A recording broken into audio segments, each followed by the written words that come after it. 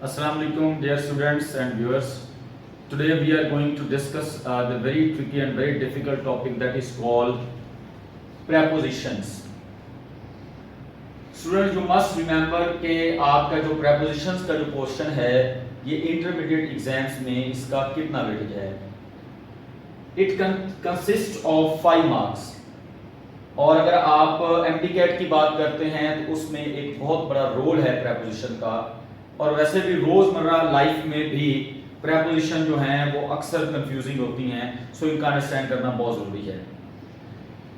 First of all we will have to discuss the definition of word preposition. A word that is used before noun और pronoun is called preposition.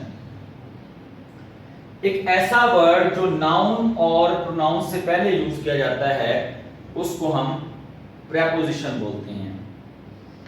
अगर हम इस word की engineering करें तो इसमें जो क्लासिफिकेशन करें तो इसमें दो वर्ड आते हैं हमारे पास. एक प्री है, the second is called position.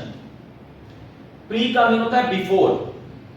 A word that appear before a noun to show its position, यानी उसकी पोजीशन को शो करने के लिए जो वर्ड यूज किया जाता है उसको प्रेपोजिशन बोलते हैं. For example, the book is on the table. Here on is a preposition and it is being used before noun book to show its position. इसकी पोजीशन क्या है. कुछ ये डायग्राम्स हैं जिसके मदद से हम कुछ चीजों को अंडरस्टैंड कर सकते हैं. कुछ इमेजेस या पिक्चर्स हैं, कोशिश की है ये. सबसे पहले आप इन की बात करें कि व्हाट इज इन. इन हम किसे कह सकते हैं. तो इमेज से ये चीज हो जाती है कि एक चीज तकरीबन कवर्ड है, चारों तरफ कवर्ड नहीं है लेकिन कवर्ड है, उसका डोर है, ठीक है. तो उसके अंदर जो ऑब्जेक्ट होगी, इस ऑब्जेक्ट की जो पोजीशन होगी, that will be called in. There is a slightest difference between in and inside. When the building is covered by 4 walls and sometimes there is no passage, that is shut tight, you can say, तो उसके अंदर कोई भी अगर object है तो उसको हम इनसाइड कहेंगे. एग्जैक्टली. ये एरो नजर आ रहा है आपको. ये एक प्रोसेस है, इसको हमने ऊपर थ्रू लिखा है. थ्रू जो होता है ये मोड को शो करता है, मेथड को शो करता है, मोड को, ठीक है, सोर्स को शो करता है. फॉर एग्जांपल मैं कहता हूं the air is coming through the window, the air is coming through the door. तो थ्रू जो है वो सोर्स है हवा के आने का, या मोड है, ये सोर्स है उसके हवा के आने का. तो ये जो एरो हमने यहां पर लगाया है ये उसको थ्रू को शो कर रहा है. Next we have a very important preposition and that is called on. There are so many usages of on, but here we are going to discuss just only that is about just position. कि on position को क्या show करता है. When something or some object is touching with the surface of other, that is called on. एक book है और book वो table के ऊपर है, जिस तरह ये ऑब्जेक्ट आप देख रहे हैं, इसको अगर आप टेबल कंसीडर कर लें, इसको आप बुक कंसीडर कर लें या कोई और ऑब्जेक्ट कंसीडर कर लें, तो ये चूंकि बुक उसकी सरफेस को टच कर रही है तो इसको हम ऑन का नाम देंगे. That is called on. ये पोजीशन की बात की है जस्ट हमने, टाइम की बात नहीं की, वो नेक्स्ट हम इंशाल्लाह उसको डिस्कस करेंगे. What is under. Under is the antonym word on. ये इसका जो है ये ऑपोजिट है. जो ऑन को हम डिस्कस कर रहे हैं, same is the case with under, but it is the opposite of word on. कि ये नीचे होगा और सरफेस को टच करेगा, that is called under. Under the table, under the desk, तो इसको हम अंडर बोलेंगे. Along. Suppose that is a road and you are walking with the road or along the road. जिस तरह ये रोड है और आप इसके इस साइड पे चल रहे हैं, इस साइड पे चल रहे हैं, एक साइड पे चल रहे हैं, तो उसको हम along बोलते हैं, that is called along. Along का मीन साथ साथ किसी चीज के चलना. Next one is across. Across जैसे कि एरो से आपको ये फील होगा कि ये हमारे पास अगर रोड है तो रोड के आर पार जो चीज होगी वो अक्रॉस कहलाएगी. अक्रॉस द रोड मतलब रोड के पार, अलोंग द रोड रोड के साथ, अक्रॉस द रोड रोड के पार. अगर आप थोड़ा सा इसमें मिस्टर चिप्स का जो पहला चैप्टर है उसमें वर्ड या अक्रॉस यूज किया गया है. Across the Brookfield, across the school. School के पार जो मिसेस विकेट का घर था वहां पर मिसेस चिप्स जो था वो रहता था. तो that is called across. Next is above. To understand this concept of above, you have to understand the concept of on. In other words, you can say that above and on are poles apart when we talk about their positions. How they are pole apart? Because above just show the position, but it doesn't touch the surface of something. ये कोई चीज है जिस तरह एक building है और building के ऊपर एक जहाज गुजर रहा है तो उसको हम above the building कह सकते हैं. We can't say on the building because the plane is not touching the surface of that specific building. So कोई भी चीज है अगर वो किसी चीज के ऊपर है तो उसको और उसकी वो सरफेस को टच नहीं कर रही तो that is called above. बिल्कुल. और ऑन की पोजीशन को आप क्लियर कर चुके हैं कि ऑन की position to some extent is different from that above word. Okay. Next beneath. Beneath is the antonym of this above word. इसमें आप ऊपर को देख रहे हैं कि बीनीथ जो होगा ये नीचे को डिस्कस करेगा और यहां पर भी सरफेस का टच करना जो होता है वो जरूरी नहीं होगा.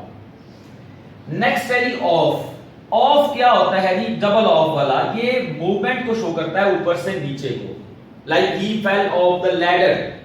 अब लैडर से अगर गिरा है तो वो ऊपर से नीचे को गिरेगा. He fell off the wall. दीवार से गिरेगा तो ऊपर से नीचे को. तो ये मैंने एरो बनाया है, ये ऑब्जेक्ट है और यहां से ये नीचे गिर रही है, इसको हम ऑफ का नाम देते हैं. Okay. Next one is up. When you are moving upside, तो ये एरो भी नजर आ रहा है, that is called up. और अगर नीचे को आ रहे हैं तो ये डाउन है, ऑब्जेक्ट हमारे पास है तो that is called down. That is a very important concept. By and beside, they are often to some extent they are confusing. उसकी वजह ये होती है कि by को और beside को हमने देखना है, इसके डिफरेंस को अंडरस्टैंड करना है कि what is the difference between by and beside, because both of the prepositions show the position. Okay. This word, this for example, this is a person. My drawing is very poor, I know, लेकिन ये है कि चलें आप इसको एक दफा person consider कर लें. That is a person and this person is touching or leaning something. For example, मैं यहाँ पर खड़ा हूँ और मैं व्हाइट बोर्ड पर लीन कर रहा हूँ या मैं वॉल पर सहारा ले रहा हूँ, तो that preposition is called by. मैं विंडो के साथ खड़ा हूं तो मेरी बॉडी जो है वो टच कर रही है, दैट इज कॉल्ड बाय. इसके साथ समटाइम जो है वो हम इसके साथ सर्विस का टच होना जरूरी हो जाता है. जो बिसाइड है, बिसाइड आप इंटरमीडिएट में आप पेयर भी पढ़ चुके हैं. बिसाइड जो होता है ये पहलू को बोलते हैं या नियर इसका नाम दे दें, इसके साथ हम नियर भी ऐड कर देते हैं. नियर नियर का मीन करीब होता है और इसके फॉर एग्जांपल ये एक पर्सन है और एक ये पर्सन है और आप ये साथ साथ खड़े हैं, so they will be called they standing beside each other. They are sitting beside each other. तो इसको हम बिसाइड का नाम देंगे. इसके लिए उसका लीन करना जरूरी नहीं होता, उसके साथ अपनी सरफेस को टच करना जो है वो जरूरी होता है, जिसका आप इमेज से इसको देख सकते हैं. आउट. अगर आप इस आउट को अंडरस्टैंड करना है तो you have to understand in. जिस तरह इन हमने देखा है कि ये इनसाइड है, आउट कोई ऐसी बिल्डिंग है जिसमें पैसेज है, वे है और उसके वो बाहर है, वो आउट है. और आउटसाइड, आउटसाइड जो है अगर बिल्कुल कवर्ड बिल्डिंग है तो कवर्ड बिल्डिंग के बाहर कोई खड़ा है तो वो आउटसाइड है. इसमें एक और प्रेपोजिशन हम ऐड कर देते हैं. फॉर एग्जांपल ये एक बिल्डिंग है और आप बिल्डिंग के कहीं इधर खड़े हैं, आप शो करना चाहते हैं अपनी लोकेशन को, तो इस लोकेशन को चाहे वो लेफ्ट साइड पे हो या राइट साइड पे हो, इस लोकेशन को हम एट बोलते हैं। Whether you are left side of the building और द राइट साइड और फ्रंट और बिहाइंड, कहीं भी आप खड़े हैं, तो जब आप कहते हैं I am at KIPS, I am at Aspire college, I am at bank, I am at home, so basically you are going to discuss your position, sorry your location, not position, location, कि हम location बता रहे होते हैं कि हम कहां पर हैं। अब जो ऐड होता है ये जनरल है, यानी इन अगर आते हैं तो इन स्पेसिफिक, जब आप रूम की बात करेंगे तो इन द रूम आ जाएगा, लेकिन जो ऐड आएगा तो ऐड का मतलब जब आप ऑफिस की बात कर रहे हैं, so it is not necessary कि आप ऑफिस के अंदर ही हैं, बल्कि जहां पर आपका ऑफिस है आप उसके बाहर भी हो सकते हैं, इर्द गिर्द भी हो सकते हैं, लेकिन चूंकि आपने पोजीशन को डिस्कस करना है, ये है ये हमारी कुछ इमेजेस को हमने डिस्कस किया है। ओके, नेक्स्ट हमारे पास है बेटा prepositions of time, that is very important segment, at, on, in, they are 3 number. More specific, जो टाइम को शो करेगा सबसे ज्यादा शॉर्टर टाइम जो होगा, कम तक जो टाइम है शॉर्टर है, उसके लिए हम ऐड लगाएंगे। अगर उससे ज्यादा है टाइम है तो उसके लिए हम क्या लगाएंगे, ऑन प्लेस करेंगे, यानी ये स्पेसिफिक हो गया, ये हमारे पास मोर स्पेसिफिक है। और अगर आपने जनरल डिस्कशन करनी है तो उसके लिए हम क्या प्लेस करेंगे, इन प्लेस करेंगे। हम अब थ्रू एग्जांपल्स इसको हम डिस्कस करते हैं कि where at is used, where on is used, ये कहां का यूज किया जाता है। सबसे पहले आप देखें eight 11 o'clock, 11 o'clock or 12 o'clock, 2 o'clock, 3 o'clock, they are the part of the day. Even at night, even, or if you say at 11 o'clock at night, 11 o'clock at night or day, so they are the basically part of the day, so they will be called more specific. After that there are some certain expressions, कुछ खास expressions भी हैं जिसमें at that time आएगा, in that time नहीं होता, at the moment होगा, in the moment नहीं होगा, that is the expression. at present obviously on present नहीं होगा, in present नहीं होगा, best आपके पास at present है। at night that is a general expression, अगर आप उसको स्पेसिफिक करेंगे तो फिर in night हो सकता है, लेकिन जनरल जो होगा वो at night होगा इसके साथ, और at noon, at afternoon etc, ये सारी इसके साथ at वाली जो कोलोकेशन कह रहे हैं ये उसकी कॉम्बिनेशन है। Okay, now word is on, on is here. On word जो है जैसे कि हम डिस्कस कर चुके हैं, आप देख सकते हैं कि that is to some extent that is specific but not more specific, ठीक है, ये किसी हद तक जनरल है। लाइक ऑन मंडे, अब हमने at 11 o'clock, 11 o'clock can be the part of word on Monday, day है ये उसका एक सेगमेंट है, पीस है। अब ये पूरा डे आपके पास। On Eid that is an event, ठीक है। ऑन ईस्टर, ऑन रेडियो, ये एक्सप्रेशन नीचे दो अलग दिए। ऑन रेडियो, रेडियो के साथ अगर वो कम्युनिकेशन है तो उसके लिए ऑन लगाते हैं, इन रेडियो नहीं आएगा। ऑन टेलीविजन, टेलीविजन के लिए भी जो कोलोकेशन होगी वो ऑन की होगी, इन टेलीविजन जो है वो हम यूज नहीं करेंगे। Okay, next we have a word in. आप इसका कंपैरिजन और कंट्रास्ट इसको अच्छे तरीके से देख लें कि कहां तक यूज होते हैं। इन, अब हम पहली एग्जांपल से आपको एनालिसिस हो जाएगा कि what is more specific, what is specific and what is general, वो डिफरेंस क्या है। सो 11 o'clock is the part of Monday and Monday is the part of month, day is the part of month. So month के साथ हमने क्या लगाया, in July।